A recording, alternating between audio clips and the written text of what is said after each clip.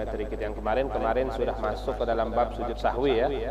Sekarang masuk ke dalam bab solat-solat sunnah. Solat-solat sunnah selain solat fardu ada namanya solat-solat sunnah. Solat sunnah ini sangat penting kita kerjakan. Kenapa sangat penting kita kerjakan? Sangat penting kita jaga.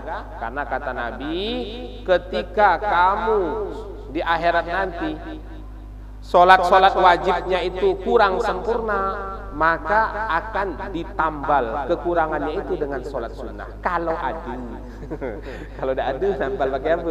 Nah, akhirnya tidak bisa ditambal, dianggap tidak sempurna solat wajib kita. Tapi kalau kita solat wajib kita kurang sempurna, berkat ada solat-solat sunnah, baik itu solat sunnah rawatib, qobliyah, ba'diyah, atau itu solat tahajud, atau itu solat witir, atau itu solat duha, atau solat-solat sunnah yang lain, maka solat wajib, solat fardu kita yang kurang sempurna itu disempurnakan dengan solat-solat sunnah. Mungkin ketika kita solat wajib kurang khusyuk ya, kita solat wajib terbayang kemana-mana, pikiran tombang kemana-mana ya.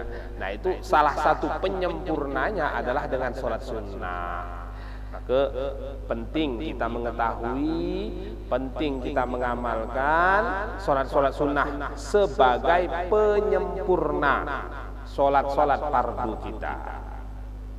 Maka ini insyaallah kita akan bacakan sholat-sholat sunnah. Babus sholatun nafilah, solat-solat sunnah. Aqsamun nawafil salasah. Solat sunnah itu terbagi menjadi 3 macam atau 3 jenis. Nafilatul muaqqatah, nafilatul zatas sabab, nafilatul mutlaq. Ada namanya solat sunnah muakkad. Solat sunnah yang sangat-sangat dianjurkan untuk dikerjakan. Kenapa sangat dianjurkan? Karena Nabi dulu semasa hidupnya itu saking tidak pernah meninggalkan solat muakkad ini, sampai-sampai ya, sebagian sahabat ya, berpendapat, berkeyakinan solat itu wajib. Saking tidak pernahnya ditinggalkan oleh Rasulullah. Nah, solat sunnah yang sangat dijaga oleh Rasulullah, tidak pernah ditinggalkan oleh Rasulullah kecuali hanya beberapa kali dalam seumur hidupnya, itu namanya solat sunnah muakkad.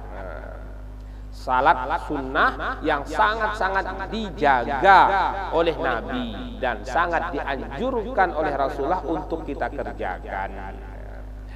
Solat-solat muakkad itu diantaranya adalah solat witir, ya. Solat witir, kemudian solat tarawih, kemudian solat qobliyah, ba'diyah. Nah, itu solat sunnah muakkad.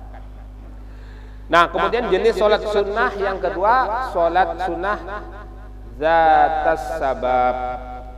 Salat sunnah yang dikerjakan karena suatu sebab. Karena ada sebabnya, seperti solat tahiyatul masjid, seperti solat sunnah wudu, seperti solat gerhana. Itu solat sunnah yang ada sebab. Maksudnya sebab masuk masjid, maka sunnah tahiyatul masjid. Itu maksud, itu yang dimaksud dengan solat zatus sabab, solat yang memiliki sebab. Maksudnya dia itu dikerjakan karena kita mengerjakan satu sebab. Contohnya itu tadi, sebab masuk masjid kita disunahkan solat tahiyatul masjid. Sebab berwudu kita disunahkan solat tahiyatul wudu. Kemudian ada namanya solat mutlak. Solat mutlak itu solat yang tidak disebabkan apa-apa, pokoknya pingin solat sunnah saja. Seperti orang-orang soleh dahulu, biasanya di solat malam ya. Kalau kita dengar dalam riwayat-riwayat, cerita-cerita solihin, orang-orang soleh terdahulu, solat malam sampai 100 rakaat, solat malam sampai 1000 rakaat. Ini orang-orang soleh terdahulu itu biasa. Solat malam itu sampai 100 sampai 1000, bahkan ada yang sampai 1000 rakaat. Nah, itu namanya solat nafilatul mutlak. Pokoknya solat sunnah. bukan sholat tahajud, bukan sholat istikharah, bukan sholat gerhana, pokoknya sholat aja. Nah, itu namanya sholat sunnah mutlak. Itu bebas kita kerjakan kapan saja. Aqsamun nawafil min nahiyatil jamaah. Sholat sunnah dari segi jamaah, maksudnya dikerjakan sendirian atau berjamaah, itu terbagi dua. Ada sholat sunnah yang sunnahnya dikerjakan berjamaah. Ada sholat sunnah yang sunnahnya dikerjakan sendirian. Jadi sholat sunnah itu tidak semuanya bisa dikerjakan dengan sendirian atau disunahkan dengan sendirian, juga tidak semuanya disunahkan berjamaah. Jadi ada sholat sunnah yang disunahkan berjamaah mengerjakannya. Contohnya apa? Contohnya sholat hari raya. Ya. Jadi sholat hari raya Idul Fitri, sholat hari raya Idul Adha, itu adalah sholat sunnah. Ini kadang-kadang orang terbalik memahami. Sholat sunnah dikerjakan, sholat wajib tidak dikerjakan. Nah, jangan terbalik ya. Sholat sunnah itu tetap sunnah, walaupun dari segi ramainya ramai yang mengerjakan, dari segi mudahnya mudah mungkin dikerjakan, tapi tetap hukumnya sunnah. Maksudnya sunnah, seandainya kita berhalangan untuk tidak mengerjakannya, tidak sampai berdosa. Tapi kalau sholat wajib, ya, jangan sampai tidak dikerjakan. Kenapa? Kalau tidak dikerjakan berdosa. Jadi kadang-kadang keadaan di masyarakat itu terbalik. Sholat sunnah dikerjakan, sholat wajib tidak dikerjakan. Padahal yang paling utama dikerjakan sholat wajib. Nah, sholat sunnah yang dikerjakan berjamaah, ya, sunnahnya dengan berjamaah diantaranya adalah sholat hari raya, sholat gerhana.